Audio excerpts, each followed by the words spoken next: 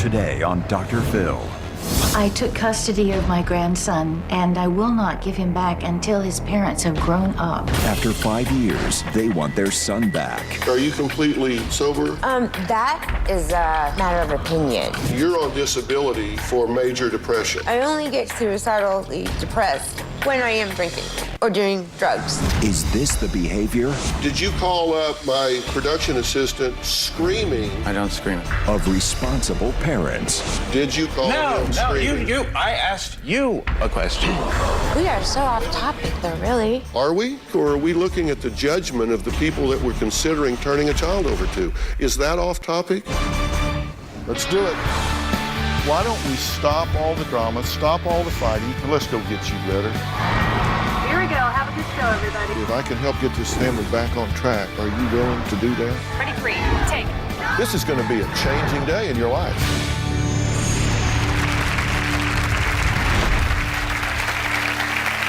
Well, today is a custody battle like no other, with Grandma holding all of the cards, a 10-year-old boy caught in the middle, and Mom and Dad defending allegations of violence, alcoholism, and drug abuse. Now, by the end of the show, I'm going to be very clear about what I think, at least my opinion is, of what should happen to this innocent little boy. And I promise you, somebody, of course, is not going to be happy. Now, here's the story. Sarah's mom got custody of her grandson 5 years ago and says she won't just hand him back over because Sarah and her husband, Andrew, are, in her opinion, unfit parents. For the first 5 years of my grandson's life, he lived with his parents. She called the baby It.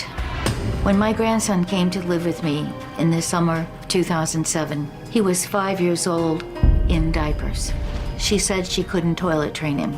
Sarah told me that she had from time to time given the baby Benadryl so that he would sleep. My mom reported to CPS that I was giving him Benadryl. This accusation was not true. She said she did it just to show me that I could lose custody of him. There was a point where Sarah hired a babysitter to take care of my grandson. And I asked her why, and well, she just said, I want somebody to take care of him because when I'm on drugs, I may not do the best job. I often feel that Sarah is better as an older sister than a mother to her son. Now, Roberta says that she knew she had no choice but to seek custody of her grandson. I took custody of my grandson 5 years ago, and I will not give him back until his parents have grown up. My mom needs to let me do my job and take my son back. He's told us many times that he really wants to be with us, but she just won't let him go. Sarah definitely feels that her son is part of her, belongs to her, and is her property. Here it is. My son needs his father in his life. He belongs with us. I got custody of my grandson after my son-in-law was arrested for being drunk in public, and my daughter was arrested for assaulting me. Thanksgiving Day was going well until I found some scotch. I don't remember anything. Sarah was sitting behind me, and without warning, she reached around, grabbed my neck, and tried to strangle me while I was driving. I called 911. When I woke up in jail, they told me I had tried to kick out the windshield of the police car. Everything went straight to hell after that. I'm just going to read one psalm real quick for you. I had no choice but to seek custody, or else my grandson would have been put in foster care. Okay, I want everybody to know that this is something that I take very seriously because we're talking about the life of a 10-year-old boy here. I need to be real clear about a couple of things from my point of view so everybody knows if I come into this with pre-existing values and prejudices, because I do have a few. My pre-existing value is I am trained as a forensic psychologist. And one of the areas that we were trained to do is to work in custody determinations. I'm not saying that I've done a forensic study here because I have not, but I'm saying I'm sensitized to those issues in those areas, so that's a prejudice that I bring into this. And secondly, I have a presumption that children generally should be with their biological parents. unless there are intervening factors that change that, where it's not in the best interest of the child. Okay? Now, you believe there were intervening factors that changed that, correct? I do believe that. And what do you think those were? You think they were drugs, alcohol, addiction, correct? Exactly. When he came to me at 5, he was in diapers, and he was described by my social worker as nonverbal. I really felt he was in danger. Do y'all dispute that? That during those first 5 years, the two of you were impaired to the point that the child was better off with her at that time? Yes. What do you say? I couldn't provide a safe place for him when things got really bad. Okay, so you don't think that's the case now, but then you say probably that was the safest thing for him. It built up to that, yes. Yeah. You wrote me a letter. Yes. You said, "Dear Dr. Phil, my mother is a monster." You said, "She has told everyone that I killed his big brother," talking about your son, and that you did it when, you said, when I was drunk, when in fact the medical examiner made a point of telling me that my son did not suffocate. Now, what you're talking about there is that you had a child that was born prior to your son now that tragically died at a very young age, correct? Yes. And you feel that it was due to her malfeasance, correct? I would say it was neglect by drinking. I've always felt that way. If they hadn't been drinking, he'd still be alive. Okay, well, we talked about that on tape. Let's take a look at this. Okay. I got a phone call from Sarah saying, "I've killed my baby." We went to a party with our friends. They were in college. She went to bed at 3 a.m. very, very drunk. It wasn't a good idea for us to drive home. We were sleeping on a fold-out couch. Matthew was next to me. She woke up and the baby was dead. He was under my shoulder. His face was blue and he was cold. I was trying to give him mouth, trying to resuscitate him. The medical examiner had said that it was SIDS. And I thought that was basically mercy speaking. My mom blames me for his death. Okay, so she feels like at the time this was because of the drinking. Yes. Right? And She does. in fact, you said in your letter, you say, "You see, I gave birth to a son named Matthew who died of SIDS. My son was on the edge of a sleep sofa at our college friend's place. That was 23 years ago that my baby stopped breathing, and I thought it was my fault, and I told my mother so after calling 911. This happened when my husband and I went to a party, gotten drunk, for the first time since my big 8-pound, 15-ounce boy was born. We took him to a sitter, but he dropped the bottle we made for him. Apparently it was made of glass, so my husband had to go get him and bring him back to the party where he died in the bed with us." This was a party where you were sleeping there. Yes. And he died during the night. You go on your letter, you say, "Since then my mother has created hell on earth for me and my family."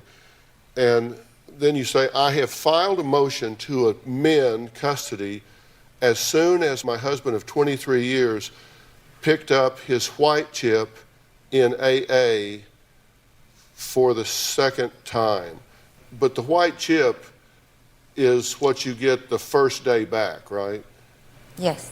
So you've been sober one day when you get the white chip, if that's the day you say, "I admit." And my point is that's not a long No, deal of sobriety. it's not long enough. You go on to say there are so many unbelievable stories that are sad but true, and I am just so angry. And at the end of each one, I end up emotionally abused, so I go on disability for depression, major recurrent. You're on disability for major depression. Let me ask you, are you clean? Yes. Are you completely sober? That is a matter of opinion because I take a lot of psychological medicines. You seem to be in somewhat of an altered state of consciousness. I actually feel that way too. Because you have what we call pushed verbalizations. It's like you're having to really push your words out. You struggle with that a little bit. Yes. In your interviews, you had a difficult time staying awake. You're nodding off. And you're on disability for mental emotional disorders, and you said major depression. And I pulled up for you what we use as diagnostic characteristics of a major clinical depression, and there's a lot of technical things that I didn't put in here, but it's depressed mood most nearly every day, markedly diminished interest or pleasure in almost all activities, significant weight loss or gain, insomnia or hypersomnia nearly every day. Either you can't sleep or it's all you do is sleep. Psychomotor agitation or retardation, where you're either really hyper or you just fatigue or loss of energy nearly every day. Feelings of worthlessness or excessive and inappropriate guilt every day. Diminished ability to think or concentrate. Indecisiveness. Recurrent thoughts of death, suicidal ideation without a specific plan or actual attempts, or a specific plan to commit suicide. As I'm reading this, you're reacting in an emotional way. Tell me why you're reacting to this list. Because I haven't figured out totally how to get my feelings under control. It's just hearing that, I've been hearing that stuff for 20 years, and it's been a long time since I've been well. But I was closest to being well in the past 2 years. I only get completely suicidally depressed when I am drinking or doing drugs. You finished your letter by saying, it's almost like a fairy tale how we got sober separately and moved into a big house paid with cash from an inheritance, but still my mom won't give my son back. I said I start with a presumption that it's the natural order of things that children should be with their biological parents. But don't you owe it to your son to be 100% present, 100% ready to give this young man both of his parents 100% of the time? Yes. And are you there now? No, I'm not at 100%, but it has been a huge turnaround.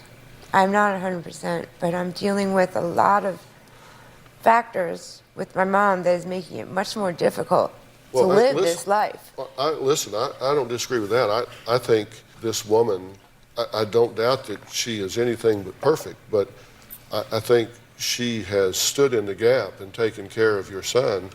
And I'm grateful in a major way, and y'all should be very thankful of that. We are thankful, and she's done a great job. Yeah. Let's take a break, and when we come back, Roberta says that her daughter Sarah beat her insane with a shoe, and says she even broke her finger. And she says that there is a violent tendency here, and that she is concerned about that.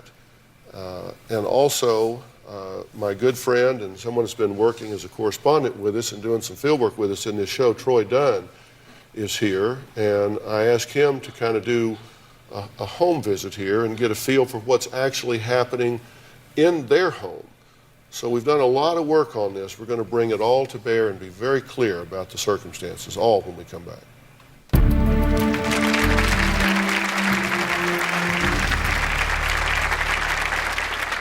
Sarah had this shoe and she just kept hitting me. There, that's what you deserve. Stop trying to run. And I'm like... She was antagonizing me. Well, today we're talking about a custody battle, and I don't think it should be a battle. I think it should be a cooperation. But I do think there is a bit of a tug of war going on here between a mother who says her daughter is not fit to be a full-time parent. And it's not just a war of words. Roberta says her daughter Sarah goes ballistic for no reason and has even become violent on several occasions. Sarah has a real violent streak. I was at my grandson's first birthday party. I must have asked her 40 times to leave, and all she wanted to do was sit back and eat. When the party ended, I told Sarah to sit down and relax. Suddenly, she took off a shoe and started hitting me. She was antagonizing me. She beat me insanely. She had this shoe and she just kept hitting me. There, that's what you deserve. Stop trying to run, talking while she's hitting me. And I'm like, she behaved like a mad woman and ended up breaking my right ring finger. It wasn't a broken bone. She had osteoporosis. I was tired of her crap. It's apparent to me that you appear to be over-medicated. That may be because you're taking too much of the medication, or because they've prescribed too much, or it's the wrong meds, but clearly you're kind of zoned out. Would you agree with that? I feel that way. Or do you sometimes take more than is prescribed? Yes, I have in the past.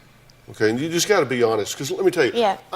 Let me tell you what my goal is. My goal is to get you back with your son Yes. as soon as reasonably possible. And the only way to do that is to just be brutally honest about everything, because you can't fix what you don't acknowledge. I believe that you are self-medicating. I believe you're taking too much of what's been prescribed to you. I think you're abusing prescription meds. But I think you're probably taking too much of what they have given you. You tell me. Well, you're correct. So that is correct. The medication that would normally be prescribed for me, I can't take. I understand. Because then I would really, really be abusing it. What my doctor's trying to do is just give me an overall calm. The only way he can do that is by giving me a heavy antipsychotic, because it doesn't, Yeah.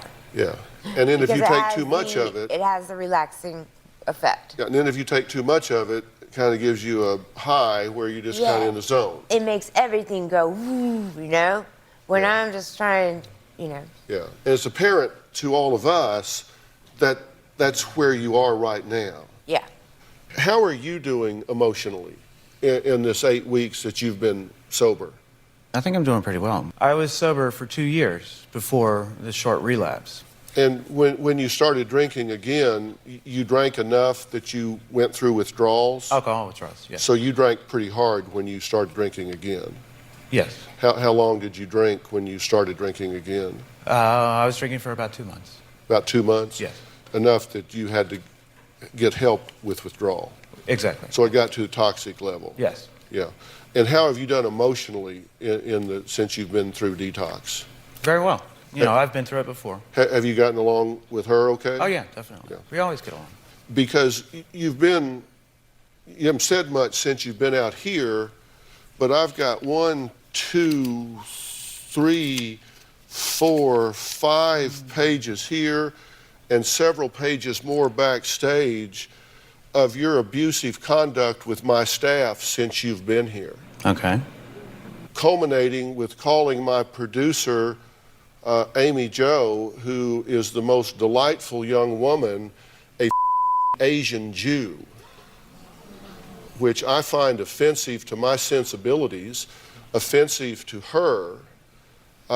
You've been calling up the staff repeatedly from 6:30 in the morning until late at night, screaming and making demands and telling them if they worked for you, you would fire them. The staff has been putting words in my mouth.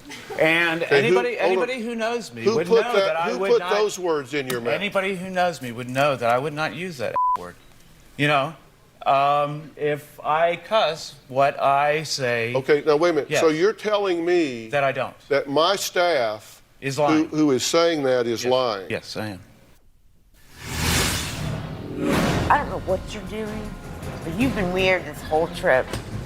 He also demanded that we pay his electric bill and the taxes on his house. His theory was, I'm worth millions, I can afford it. Did you call up my production assistant at 6:35 a.m. screaming that you did not have $12 to pay for your son's death certificate and that he needed to get you that money right away. Okay. And then did you call him 20 minutes later from Walmart screaming that you didn't have your PIN number and that he needed to send that to you in a MoneyGram? Did you then call back 20 minutes later screaming that you needed directions to the Bureau of Vital Statistics in your town? This is all the way across the country, and that if he worked for you, that he would be fired. As I said before, I don't use that word. Okay, well, how about the rest of it? Did you? It's also a mischaracterization. You weren't screaming at him over the phone? Did you call Phil, the PA, at 5:03 a.m.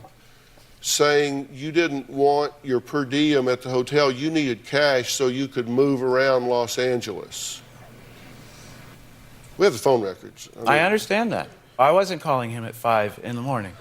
Actually, you were. No, it wasn't 5. You actually texted him at 5:03 a.m., and then you called him at 5:27, 6:48, and 6:55, and then again at 6:56. You screamed at him about him getting you cash and wanting to see your son. When I checked into the hotel... Is that here, true or false? When I checked into the hotel here... Is that true or false? I was asked to provide my credit card. The people at the front desk, they didn't have any record that Dr. Phil Show was paying for the hotel. If you came all the way from across country and then all of a sudden you were expecting your hotel to be taken care of and they're saying, no, I have to pay for it, wouldn't you be a little upset? Or would you just take this lying down and say, yes, take my money, please. Please take my money. Would you say that? My question to you is, did you call him screaming? No, I asked you a question. Yeah, that's after I asked you several that you didn't answer. No, you didn't. I don't know what you're doing, but you've been weird this whole trip. You've been acting very strange lately. And you are so self-righteous about it, too. You're like, damn it, yeah, I know what's going on, and I'm going to get you guys and give me some money. Did you text at 9:20 and say, could you at least let me know how much the ransom is so I can work on getting my son back, please? He did say that. What a Did you say did you text him and say, how many Dr. Phil producers does it take to change a light bulb? Yes, I did. Did you text, my wife tells me that I am a limp because I am so ineffective at getting access to my son. Thank you for your help. Did you text, I think the name of the show should be changed to, why won't Dr. Phil let me see my son? Did you text, please don't do to me what they did to Lindbergh? I just want my son back. Where is he? You know, in order to see my son... I don't have your son. I don't have custody of your son. You wouldn't... I don't have custody and control of your son. You did have control of my son. I do not have control and custody of your son. Your producers had control of my son. I think, stop this. I think, obviously I know this is which very way important this to is me going. because I want to know whether or not I am dealing with a rational man or I am dealing with an arrogant, entitled bully. Because if he is going to do that to people here, then I am curious as to what he would do if he became frustrated with his child. That is relevant to me. I do understand. And this is brand new behavior, and I don't know where it's coming from. So you've never seen this before? Not really. Neither have I, Dr. Phil. No. He's definitely not himself. He's like completely lost it, really. You ask for help. That's why you're here. Mm-hmm. Do you, A, not want your son back, or B, just not have enough control that you can't stop yourself from behaving that way? Both of those are really of concern to me. He also demanded that we pay his electric bill and the taxes on his house or something. I didn't ask you to pay any taxes on my house. Wow. And his theory was, I'm worth millions, I can afford it. I don't know where you're getting that idea either. We are so off topic, though, really. Are we? Are we really off topic, or are we looking at the judgment of the people that we're considering turning a child over to? Is that off topic? No.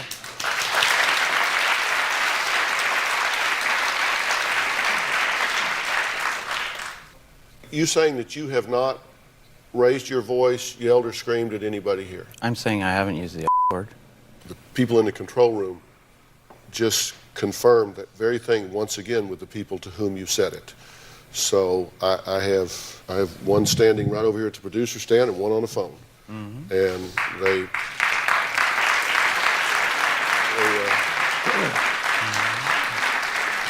this is our producer, Phil. What was this said to you, or was it not? Yes, Dr. Phil. Saturday morning, woke me out of a sound sleep at 6:56 in the morning. He told me that if I worked for him, I would be fired. Why would this young man lie? I've got no idea. No idea. He's just out to get you? I don't think he is. No, Phil's a great guy. Yeah, I've told him that would... much. I actually told him that he deserves a raise. So why would he? He deserves a raise from me, yes. But he'd be fired by you. I told him he was doing a great job. Did you tell him that he would be fired? Ask him if I said this. Did you tell him he would be fired? Ask him if I said this. Did you tell him he would be fired if he worked for you? Exactly like that, yes. I didn't use the word. Did you tell him he would be fired by you? Yes. Did you tell him he deserved a raise? Yes. Did he tell you you deserved a raise? He did indeed, Dr. Phil. Was that? That was the following day. Pardon me? That was the following day. So if you survived the day, you get a raise the next day? Yes, sir.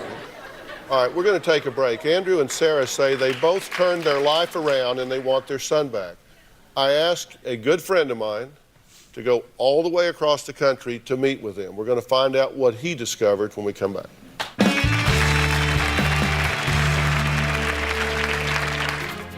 Drew needs parents who can keep up with him. It's getting harder and harder for my mom to take care of Drew due to her age. She's getting older and her driving scares me. She can't see as well. Her reaction time is completely different. We ought to just have Drew back. My friend Troy Dunn is here with us today. Now, you might recognize him as the locator.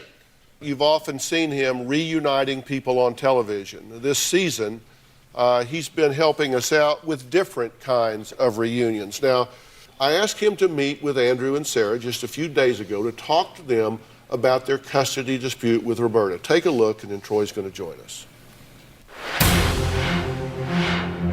So Drew spends 4 days a week with Grandma at Roberta's house and 3 days weekends here with you. Right. Has a room here somewhere? Yes, he has his own room. He loves it in here. Wow, he's got puzzles and games and... Yeah. Does his homework in here. He's really good about that. Is this his artwork? Yes, it is. Yes, I love his artwork. Wow.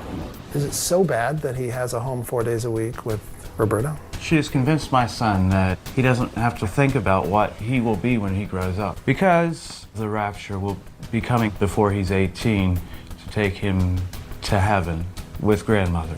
This is what she tells you? Yes. I can't help but notice there's some beer cans over there. Oh yeah, those are I've all picked up, really. So none of those are your beer cans? No. So do you feel like you're equipped and ready as parents? We're getting there. What do you bring to the table as Drew's mother that will benefit his life? What I have always tried to do with Drew is to make him feel wanted and valued, that his emotions were okay to express. That was something that I didn't get when I was younger. You mentioned something to one of the producers that I want to quote. I haven't tried to get Drew back because I wanted to wait until Sarah was mentally ready to be his mother. That's correct. I wanted her to decide that she was ready to go ahead with it. It feels like there's a power struggle with a child in the middle. It seems like whoever has custody of Drew is the winner and whoever doesn't is the loser. That's a sick idea to think that this is a battle and he is a prize. That's just disturbing. My intent isn't to upset you. I believe in family, and it seems like this one's fractured.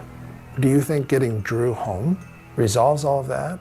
What happens if at the custody hearing in April, if the judge turns to Drew and says, where would you like to live? What happens if he chooses Grandma? He won't. How did y'all get along with Troy when he visited? Great. I thought we got along well. Okay, good. And I've been very clear to say that this is not a forensic study. I would have to do a whole lot more. What did you see physically in the home? What did you find in terms of its readiness for bringing this boy home? Well, I think they live in a cute neighborhood. I think they certainly, as you see a picture there of the outside of the home, it's a beautiful home. I would say, and I don't mean this offensive, but an extraordinary amount of cigarette smoke in that house. I mean, it's not like walking in and saying, oh, I think the people here smoke. It's like walking in and saying, oh, I think these people heat their home with cigarettes. I can actually wipe my hand on the wall. And I guess it's nicotine, or I don't know what happens after smoke is in a room, but. Troy is the quintessential family man. How many children do you have? 8. 8 children. And you agree children should be with their parents if there's any way for that to be healthy, right? Let me tell you, I am not a doctor, nor do I play one on TV, but I have spent my entire life, 23 years of my career, rebuilding fractured families. But before I can ever reunite families, very often we have to rebuild certain things in relationships. So if you do something 40,000 times, you do start to see patterns. And I mean, today, honestly, to this moment, the show has been, I don't think anybody's more shocked than I am. Because when I came and sat and spent time with you in the home, I certainly didn't see this side of you that was happening here today. I had concerns, but I went home and talked to my wife and said, wow, you know what? I think there's hope there. I guess today it scares the dad in me and going, I don't even know if those 2 days a week are appropriate right now until we figure out what is happening. Because I think when you're a mom and a dad, you're a mom and a dad 24 hours a day. You can't have a good hour and then a bad hour. You can't fire somebody and then give them a raise. I mean, that freaks me out a little bit because this wasn't the you that I saw. Why did y'all threaten to cancel after Troy visited your house? I wasn't threatening, actually. Some of the questions he had were obviously just not flattering at all. He said, you are heavily sedated. And I didn't realize quite how sedated I was until I look at the screen and see myself. Because my thoughts are going pretty quickly in my head, but I do seem rather slow. All right, we're going to take a break, and I'm going to tell you guys exactly what I think is the quickest way from A to Z, Z being the goal that you have. We'll be right back.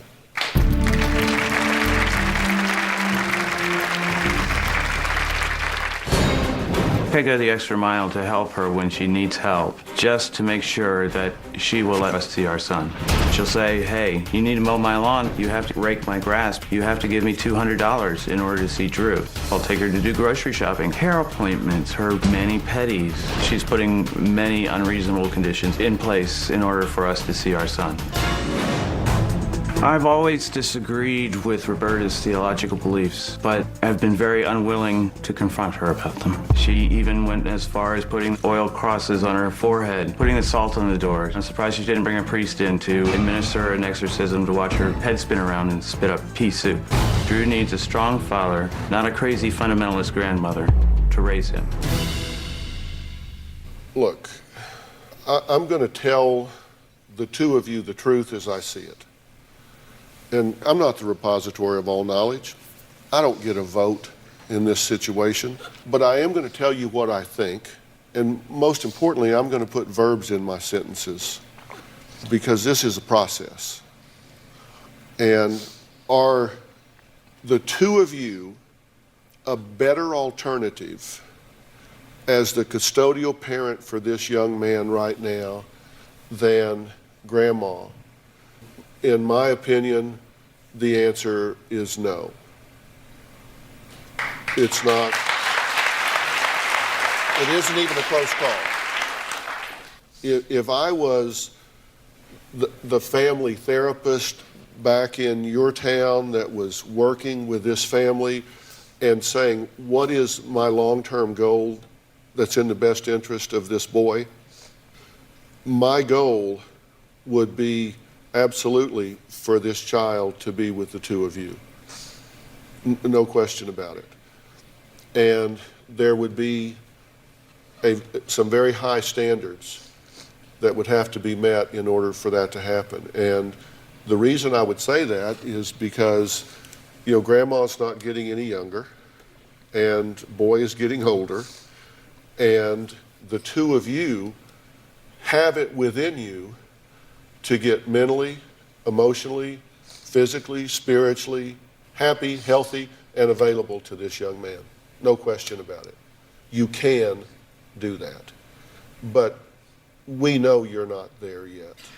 Right now, you're struggling with some issues of depression, and that is nothing to be ashamed of any more than if you had arthritis. I mean, or if you had diabetes, or you had some other. It's just, to me, there's still in America, unfortunately, is a stigma about mental illness, but there just shouldn't be.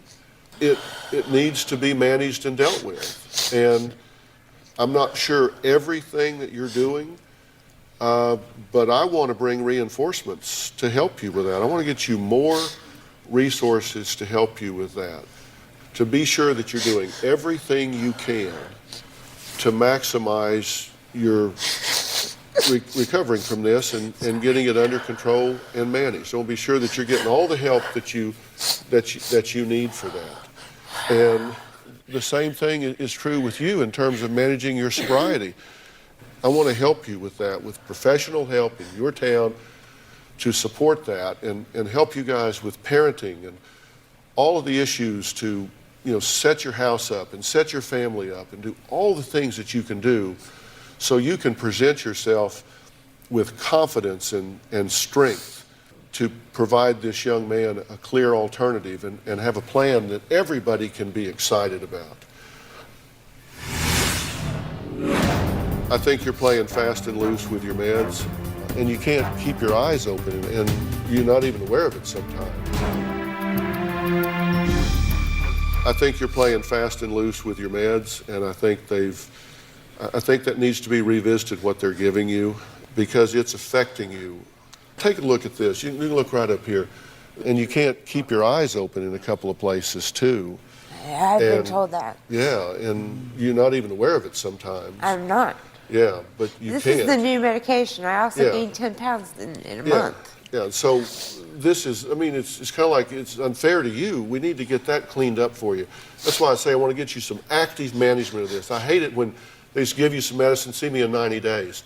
Then for 89 days, you're just kind of floating around and you're like, what the hell? And it's so unfair to you. We need to be more active in managing that and have a goal. And you got one guy here in the world, I can tell you, that has as an active goal the two of you having the most active role in your son's life that you possibly can. I support both of you doing that, I'm telling you, when it's done from stability and strength. And I will support that. I will bring resources to make that happen when it is right for both of you.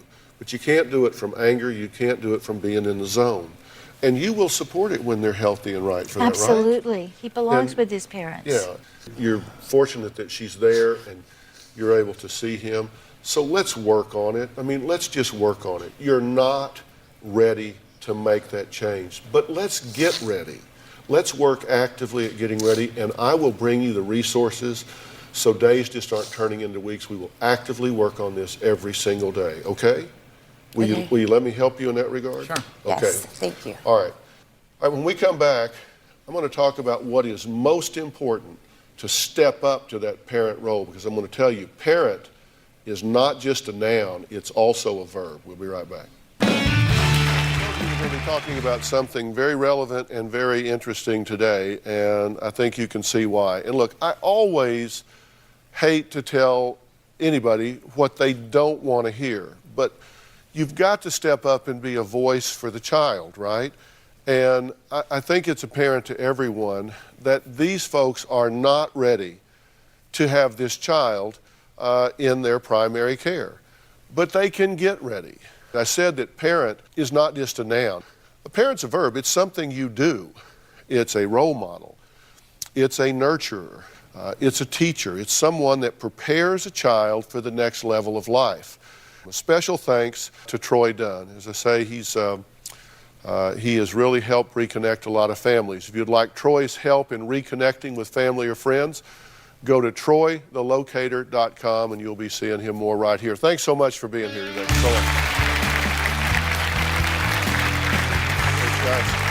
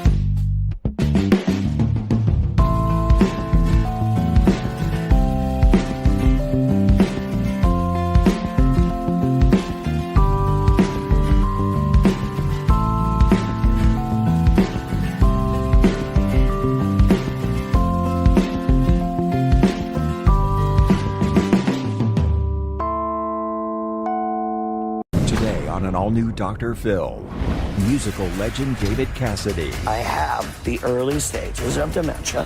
For the first time, You got diagnosed years ago. How has it deteriorated? he speaks out about his dementia. When friends say to you, I just told you this, didn't you hear me? That's when I began to be very concerned.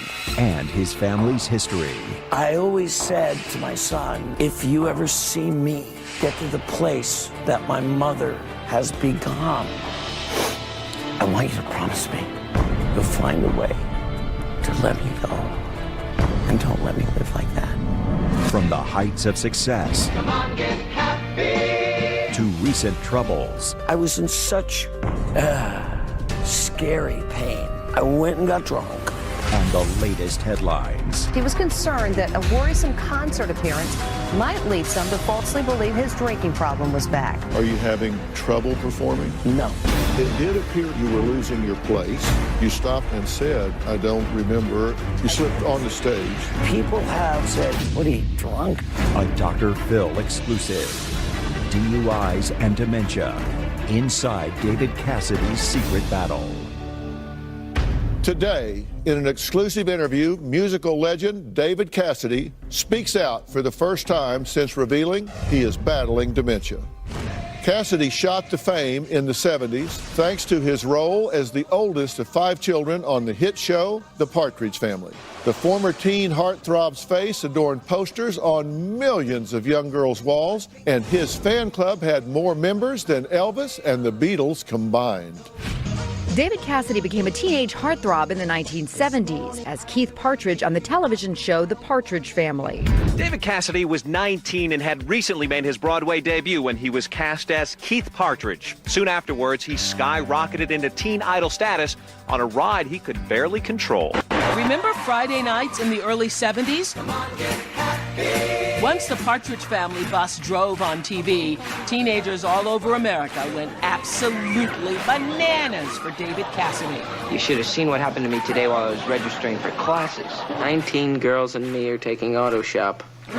Not easy being a sex symbol. In the 70s, when David Cassidy was America's primetime television hunk, just about every young girl in America had dreams of getting him between the sheets. The show launched David into the stratosphere of superstardom. At age 21, he was the highest paid performer on the globe. He sold 25 million records and was the highest paid solo live performer by the time he was 21. But along with the bright lights, red carpets, and massive sold-out crowds came problems that Cassidy struggled with secretly. Along with fame came untold pressures that took a toll, leading to a dark battle with substance abuse. Take a look. David Cassidy, best known for his role in the 70s hit show The Partridge Family, is facing 3 charges: DUI, failure to drive in a single lane, and possessing an open container. Yet another drunk driving arrest for a former teen heartthrob. Police outside of Albany pulled over David Cassidy early this morning. If I take another drink, I'm going to die. Physically, mentally, emotionally, spiritually, I'm dead. One sip, one drink. 70s heartthrob David Cassidy being forced to put his Fort Lauderdale home up for auction. The home includes 6 bedrooms, 6 baths, a swimming pool, a dock, and a boat lift. David Cassidy is facing more legal troubles. The former Partridge Family star has now agreed to give up his driver's license until 2021. That follows a reckless driving charge. Some difficult news from the now 66-year-old actor and musician. Cassidy telling People magazine he's suffering from dementia, the same disease he watched erase the memories of both his grandfather and mother. As for Cassidy, the one-time teen heartthrob will stop touring, taking on a new role in the fight of his life. After more than half a century of performing, Cassidy is stepping out of the spotlight.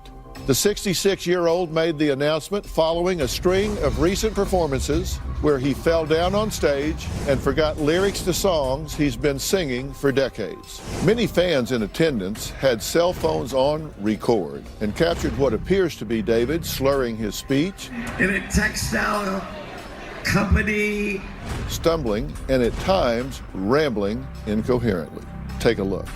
The former Partridge Family star says he was concerned that a worrisome concert appearance might lead some to falsely believe his drinking problem was back. When David Cassidy first came out, he kind of stumbled out. And then when he opened his mouth, started singing and everything, I'm going, wait a minute, this guy's drunk.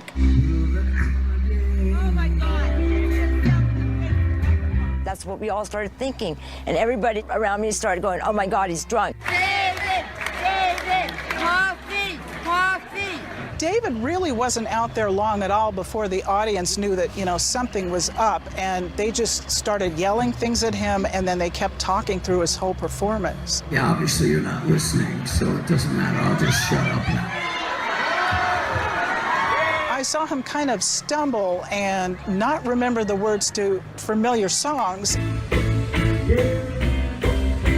And he looked like he might be drunk or something. I've never seen a concert that went this bad, ever. Now, in an exclusive interview, David Cassidy speaks out for the first time since revealing he is battling dementia. David, how are you? Good to meet you. Nice to meet you too. Pleasure to meet you. It's an honor. Have a seat. Well, thank you, and to meet you. I was very glad to get the call that you wanted to sit down and talk about this. I did, about everything. And I've been a big fan all of my life. I understand that you recently have announced that you have been diagnosed with dementia. I have. And that you're now coming forward and talking about that in an open fashion, and I think it's essential. Well, I commend you for that. Well, thank you. I wanted to come and talk to you because I know how broad your influence and your audience is, to let them know, I'm really okay. Tell me, when were you diagnosed? 2.5 years ago.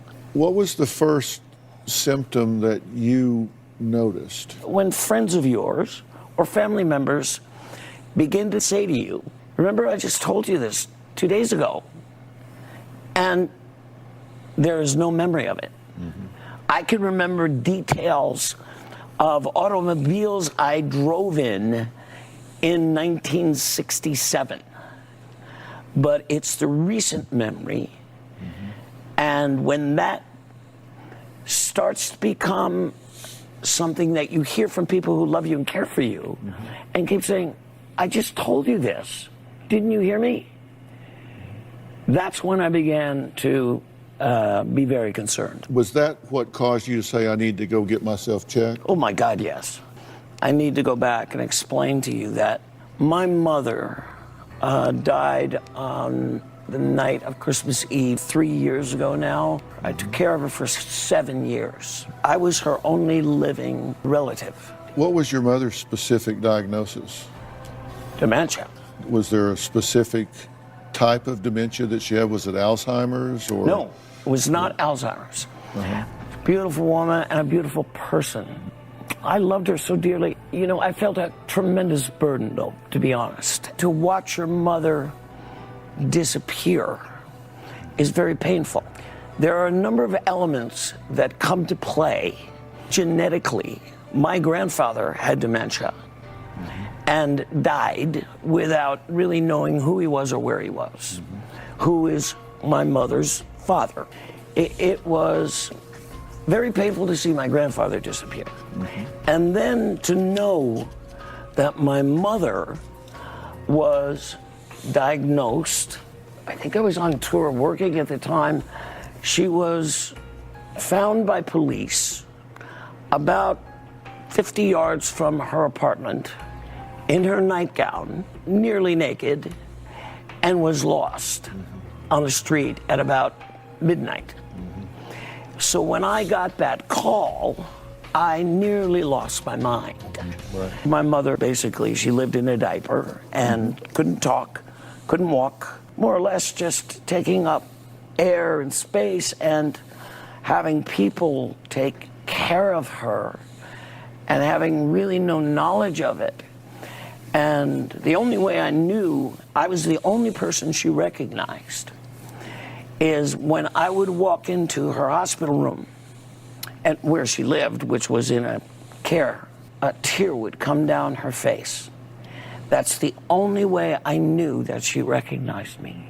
Do you think about the fact that, wow, my grandfather's gone from this, my mother's gone from this, now I'm on the path? Of course I do. How could I not? Right. I mean, what kind of a moron would I be to go, oh no, living in that kind of denial? I have the beginning stages, the early stages of dementia. And you've been to Cleveland Clinic, right? I have. I always said to my friends and to my son, I said, look, if you ever see me get to the place that my mother has become, I said, if you ever see me like this,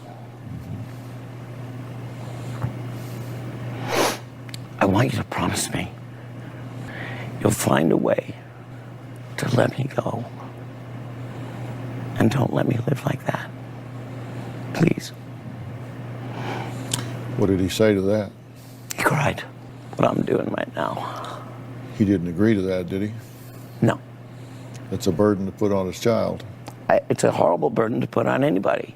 You say you got first diagnosed 2.5 years ago. Let's talk about your curve. At that time, you said you noticed short-term memory disruption. How has it deteriorated? How has it altered in the 2.5 years since you were first diagnosed? I can still remember nearly everything, but things that happened in the most recent time. And people have looked at me at times and said, what, are you drunk? Are you on drugs? Or what's your deal? And I'm like, no, what did I do? What did I say? Because I don't recall. And I'm not aware of how the curve has gone because I'm in it.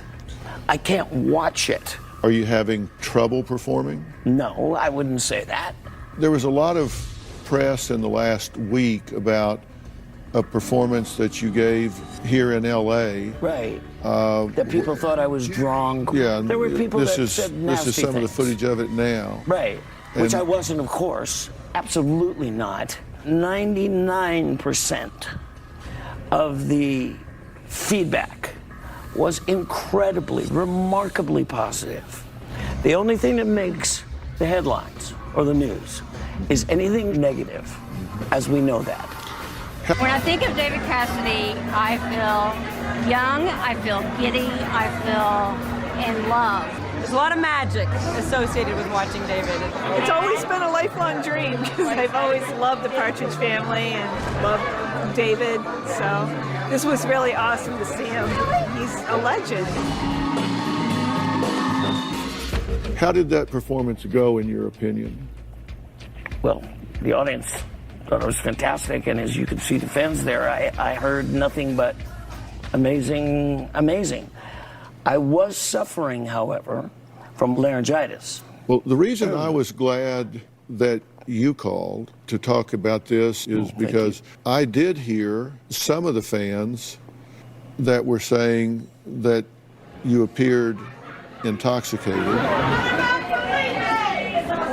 So I looked at some of the footage, and let me tell you, when I practiced, a lot of my focus was brain and central nervous system. It did appear to me that there were times that you were losing your place because you stopped a few times and said, I don't remember. And then you said at one point, I can tell you're not going to listen, so I'm just going to leave. When I was a teenager, before I became a recording artist, I was never more flattered.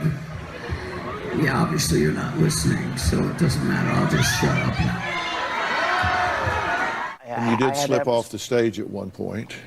Not really slip, no. You slipped on the stage. The video was provided to us by TMZ. Having not realized there was a monitor there. If you'll notice, I'm one of the few people that still have monitors in front. Right. And when you have spotlights in your eyes, and you've had 5 eye surgeries, as I've had, and I've talked a lot about it, you'll see me there. I tripped on that, but I certainly wasn't intoxicated, and it has nothing to do with why I'm leaving, doing what I've done, beginning as an actor and a performer who's done 8 shows a week for years. Certainly my dementia has contributed to the reason why I don't want to go out, and I don't want to hear, well, he looked like he was drunk, or he looked like he was... I wasn't.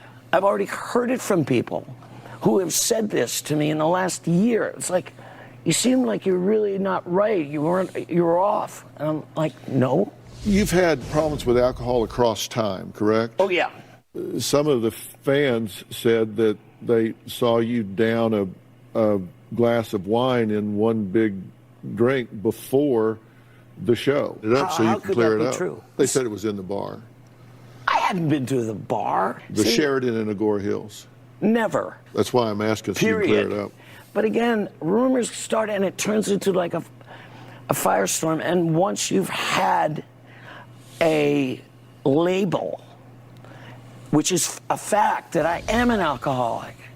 You've been very forthcoming about that. I've tried to educate because hundreds of millions of human beings are addicts. Alcoholism is a disease. Addiction is a disease. And the criticism that I hear and the stories that I've heard, I've been at bars and it's like, really? Okay, fine.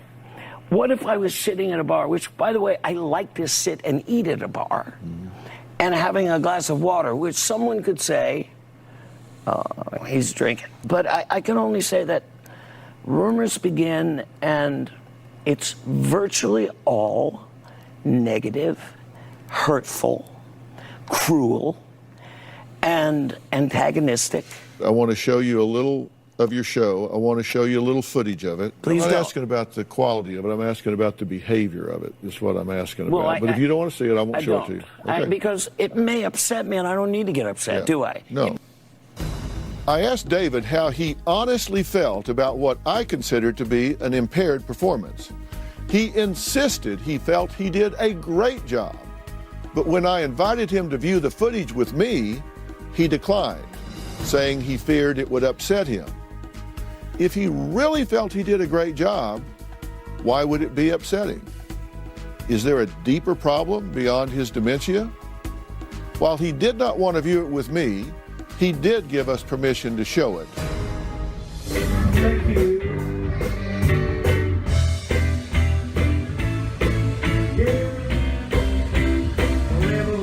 When he started singing the songs and he didn't know the words, I knew something was wrong because he had been singing these songs for years. He would have known these songs, and it was really sad. He taught me a lot about life and being a star, etc.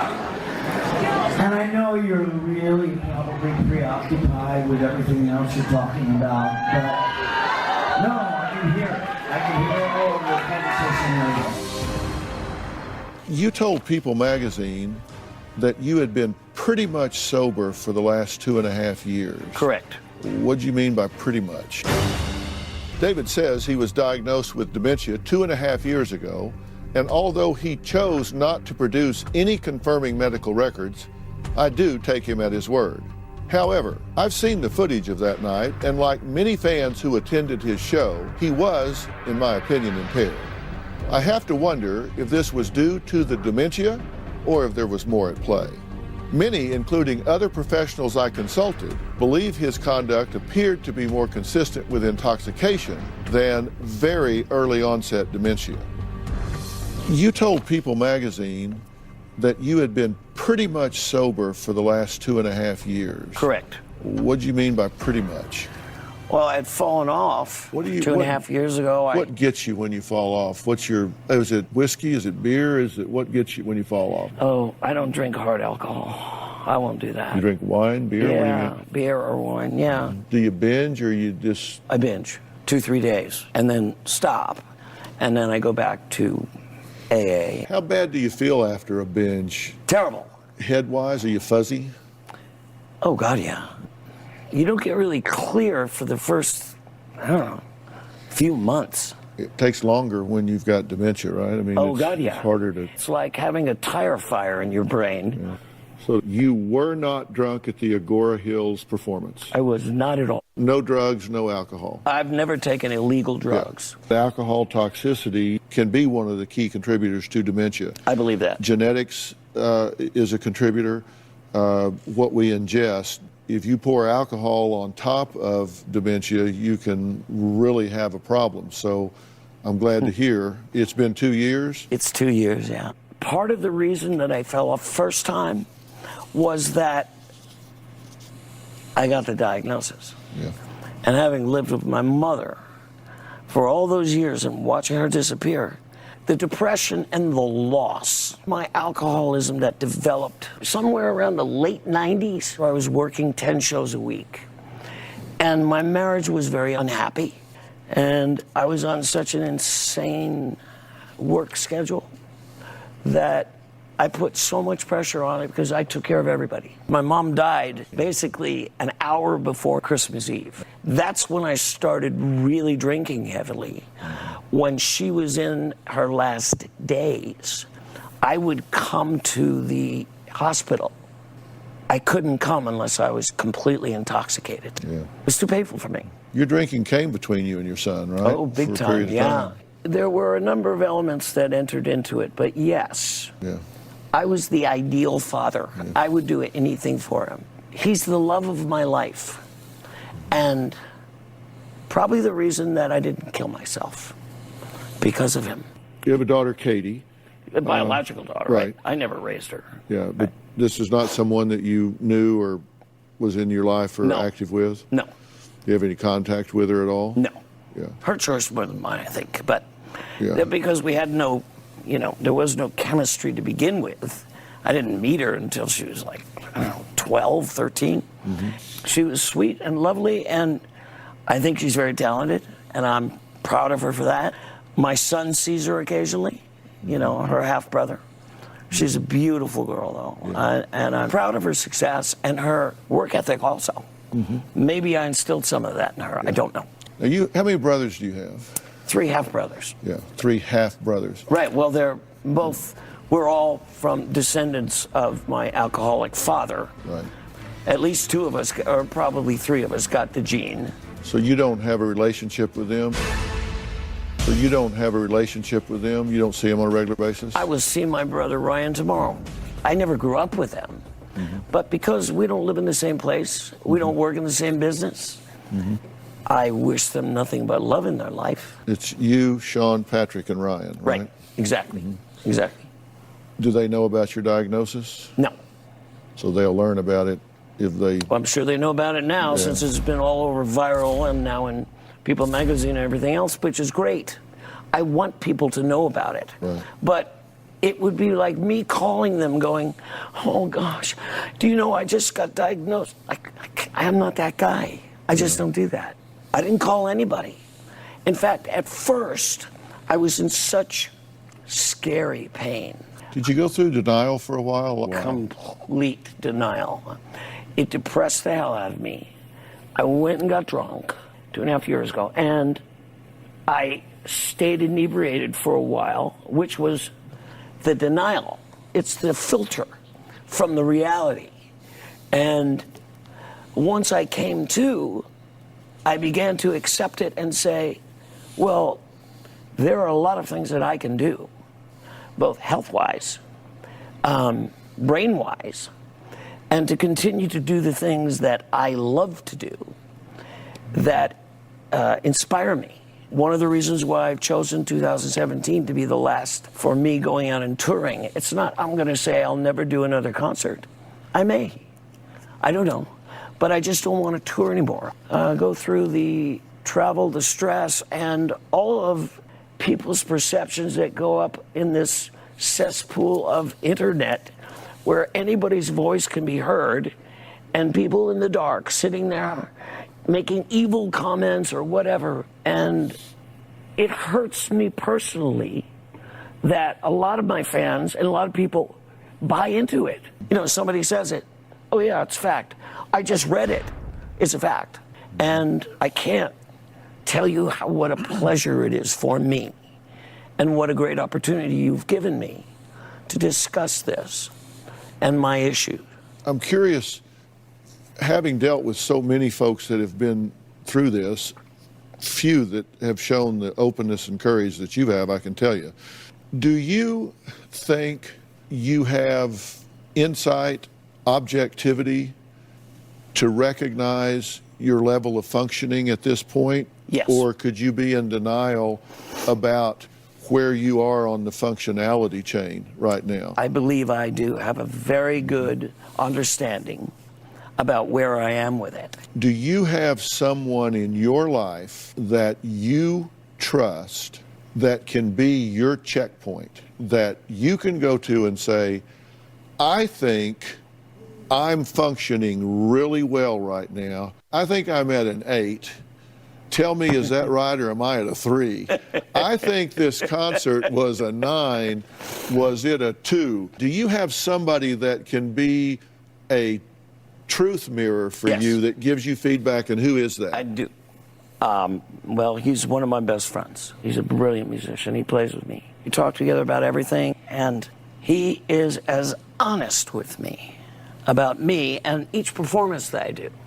And will say, I said, I thought that was great. And he'd go, not Is he that with great. you on tour right now? Yes. Did you ask him about this Agora Hills show? No, he never said anything to me. If he thought I was really out and wrong and not right, he would tell me. I want you to ask him what he thinks and tell me what he says. Okay. At one point, you started to talk for a long time, and they played over you to get you to stop. Yeah, and that was the greatest criticism in the last couple of years, is that I would occasionally repeat myself, but I would tell stories, and a lot of, other than my hardcore fans, that would come and, you know, I could read the telephone book, as people have said, but I always loved to tell stories for the reason of taking him through a musical journey of my life. He was most incredibly committed, had the most integrity of any human being I've ever met. You've had money troubles in the past. Do you worry about not being able to work and burdening your family financially? The teen pop idol David Cassidy is bankrupt at 65. But before his Fort Lauderdale waterfront mansion goes to auction, Cassidy hopes his 5-bed, 6.5 bath nets enough money to absolve his $500,000 debt. Here's the gym. You know, age and arthritis has caught up with me a little bit. But it's more than sore joints and arthritis catching up with Cassidy. In addition to the bankruptcy, the retired pop star has recently been to rehab for alcoholism. You've had money troubles in the past. Do you worry about not being able to work and burdening your family financially? I just did a reorganization from my divorce. We did it amicably. I have no financial problems at this point at all. I am in a reorganization. I don't know if we know the President of the United States now. I don't think anybody knows how many bankruptcies has he? 5, 6? Well, this is the first time for me. It was necessary for me to do that for my business. A couple of questions about the Partridge Family era of your life. I loved it. Hello world, hear the song that we're singing. Come on, get happy. Was that a fun time for you? Boy, how to describe it. It was like being at the nose of a rocket ship.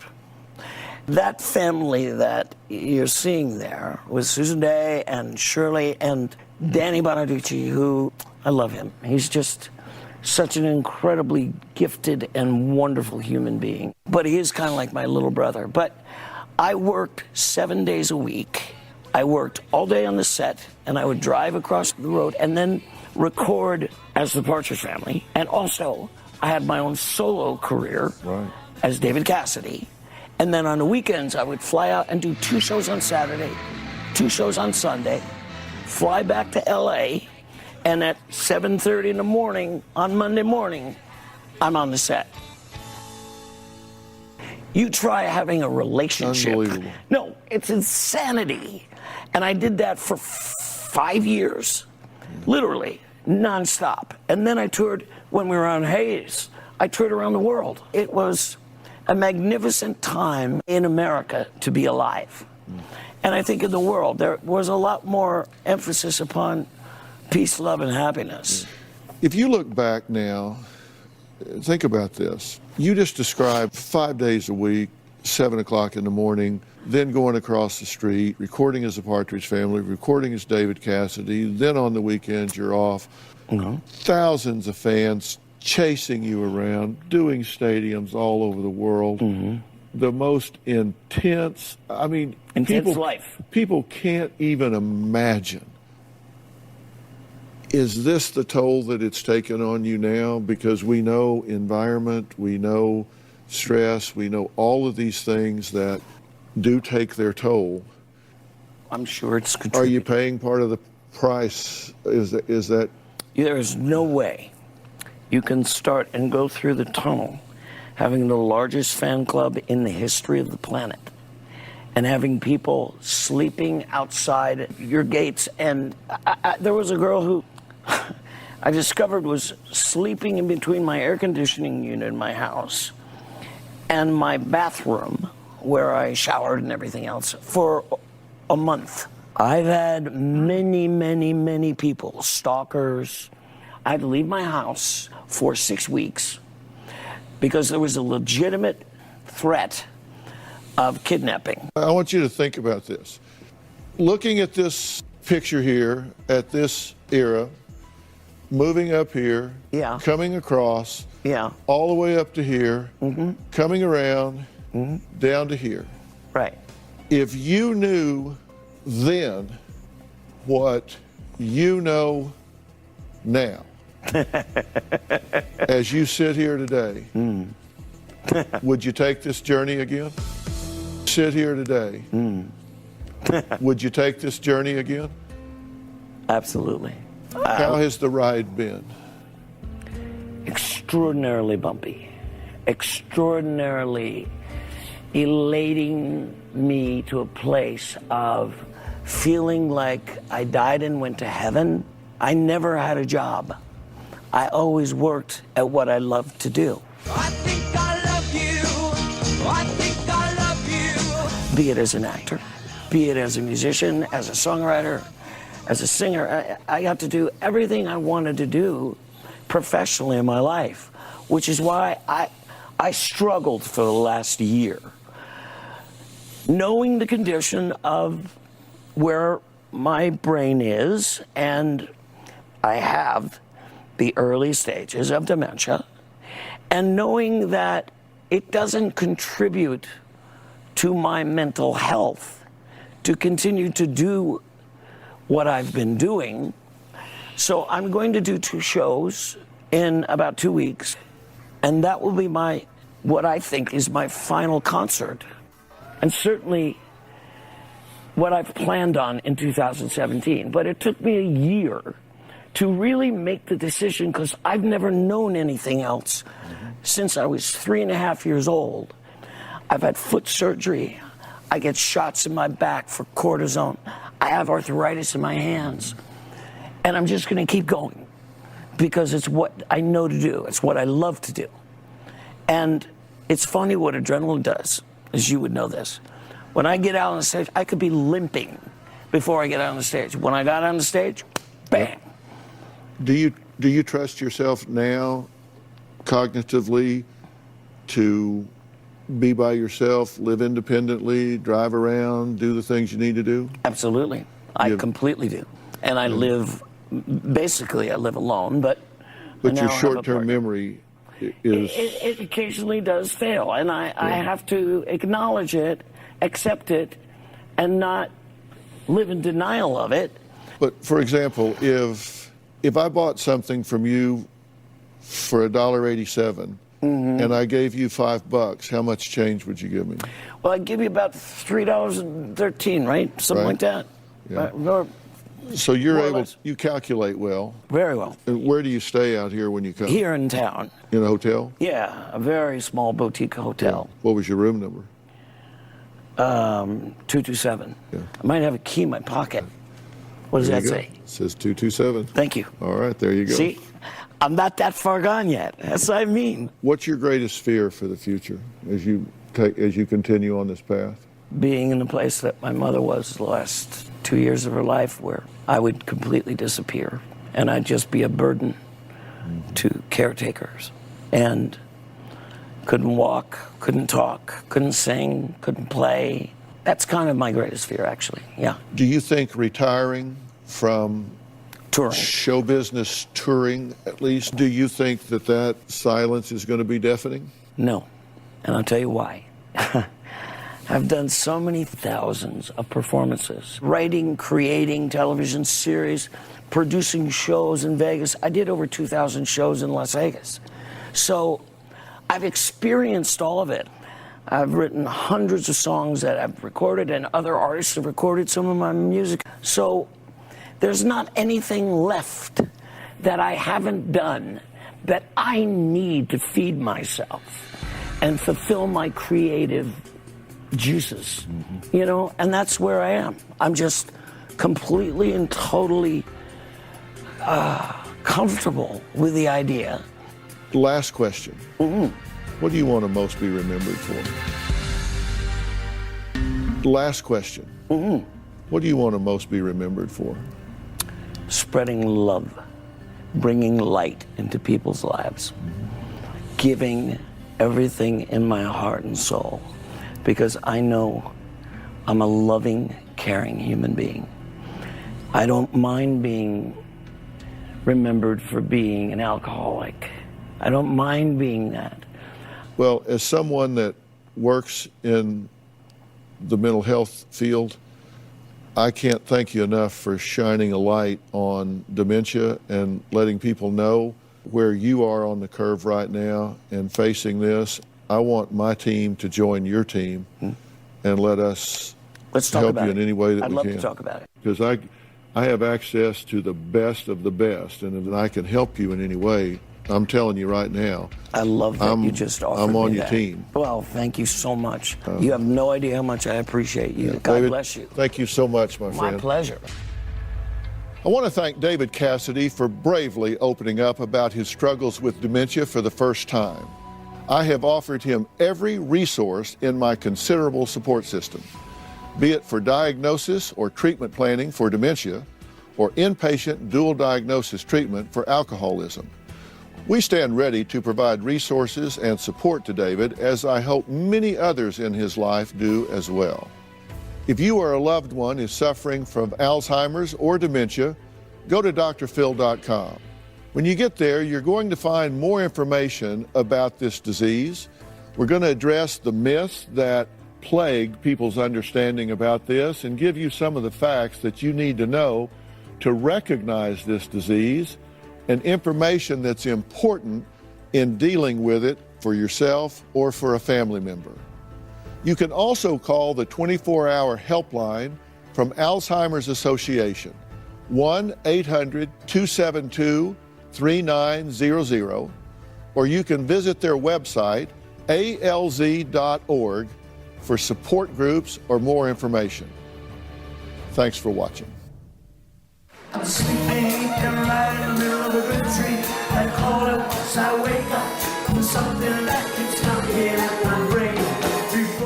Magical is so the word. The first concert I went to of his was in Galveston, Texas, and it was just like there was pure magic in the air. I love him because he's probably my first crush when I was little, Partridge Family, watching that when I was little. I just want to thank him for all the years of performing, that I was able to really appreciate him and his music and all he's done, and the fact that I think he's pretty great.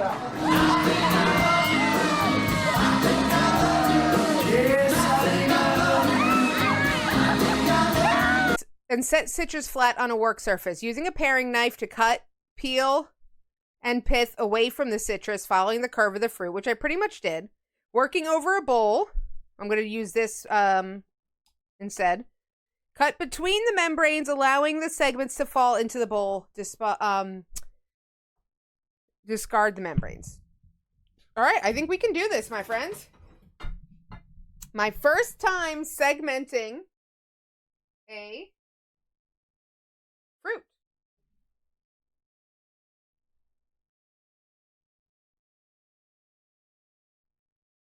Ooh.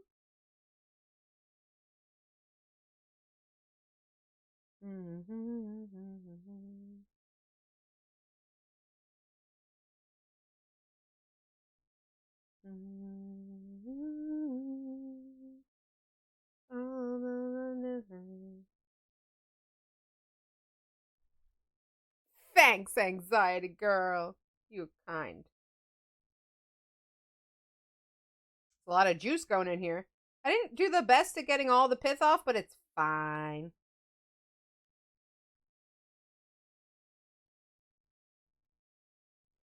And I'm not too worried. Hi, Moose. How are you today?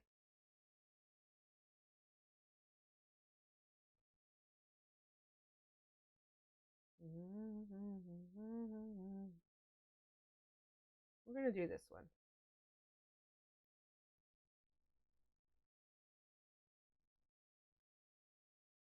I'm pretty good, thank you. I am learning how to segment citrus, which I've seen done before, but I've never done myself before.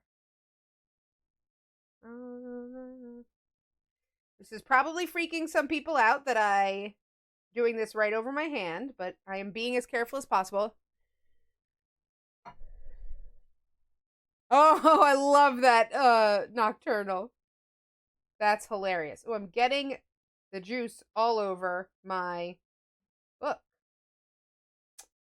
Homie.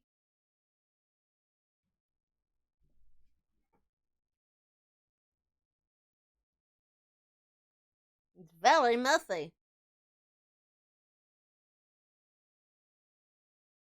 It doesn't terrify me, thankfully, but I did think that I might not like. I thought I might mess it up more, but it doesn't. It's like not perfect, obviously, and I'm sure the more I did it, I'd get better at it. But like this one's gonna be hard, and I'm sure if Tonic were here, he'd hate this.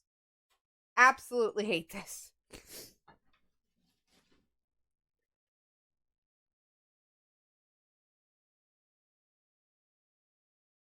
This one's lost.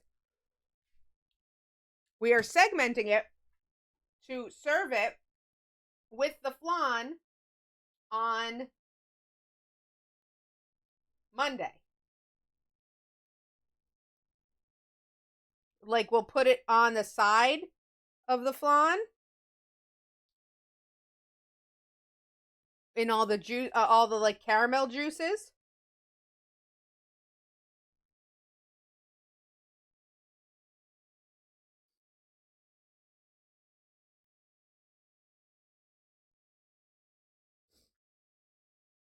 We're going to get through this, and then we're going to make a quick batch of pinoli cookies, and then we're going to be done, okay?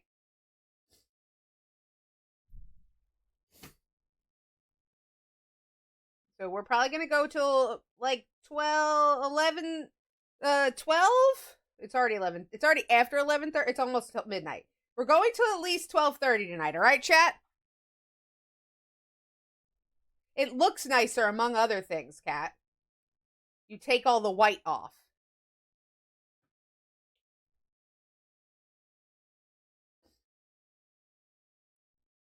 This is a white-free thing.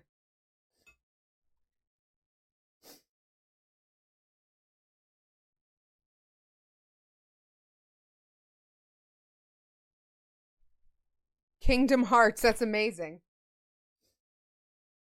Gaming teaching people about food. Gaming teaching people. It just looks nice. It's about presentation. And it helps me learn something new. It's Martha Stewart, Cat. We always have to do the bigger, the fancier way.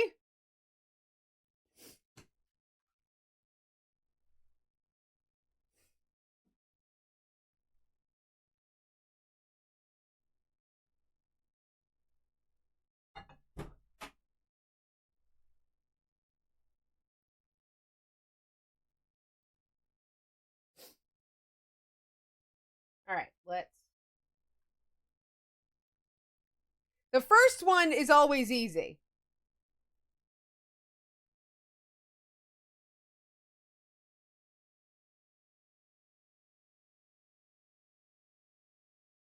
As you get further into the fruit, however, it gets harder. Snoop Dogg's best friend, exactly. Now Snoop Dogg is fancy because Martha Stewart is friends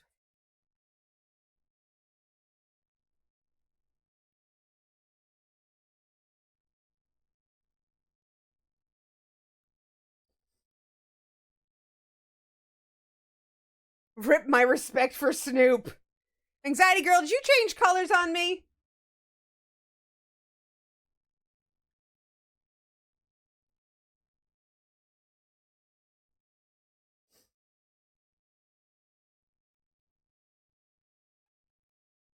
You did. Okay, so long as I'm not completely losing my mind.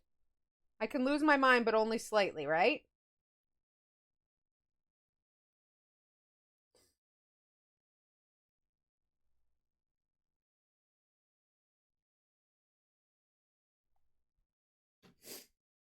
Exactly.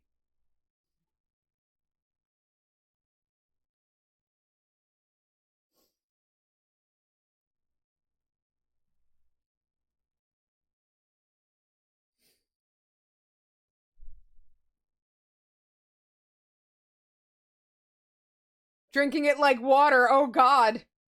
That's what I would do, unfortunately. Prosecco? Thank you. Glug, glug, glug, glug. My dad had to, like, teach me when I was young. No. You sip champagne and Prosecco. You don't glug it down. But I was such, like, a soda drinker that, like, I really had to learn how to sip things. I did not understand. Ooh, this one was easy. So far.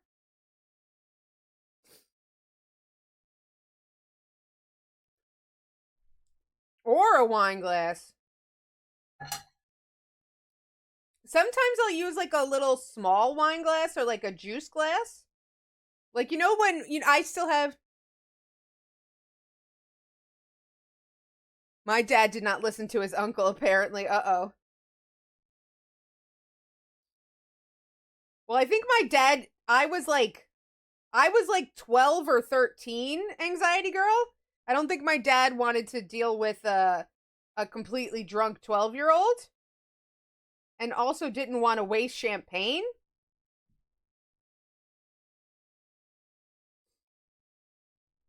If I start chugging champagne, there's less for them, right?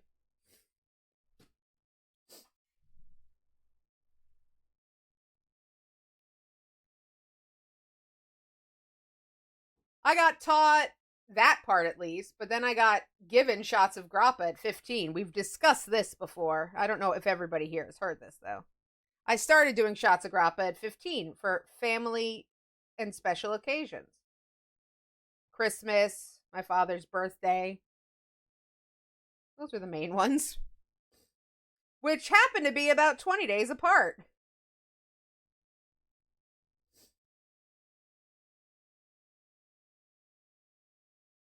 I got taught some of my father. That was another reason why my father let me drink, because he didn't want going off to college where I would have much better access to alcohol become a thing where I went hog wild. I still went a little hog wild that first party. Just went home to go to bed and left Kat, and Kat was like, "Where the fuck did you go?" I was like, to bed. She's like, "You don't fucking do that to me." Like, sorry.